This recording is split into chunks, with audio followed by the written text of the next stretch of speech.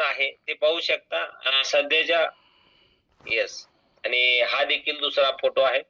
Before मधल्या साक्षी madam पाहू शकता. चेहऱ्याची अवस्था कुठेतरी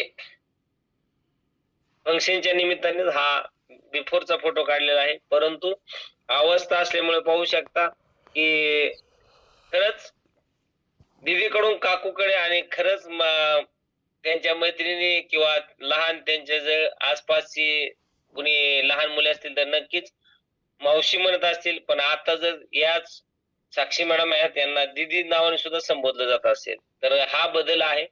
अँटी एजिंग झाल्यात, सुंदर असा बदल झालाय आणि नक्कीच वयाला हरवणारा बदल झालाय. खूप खूप अभिनंदन. येस मोकळ सर, थँक्यू.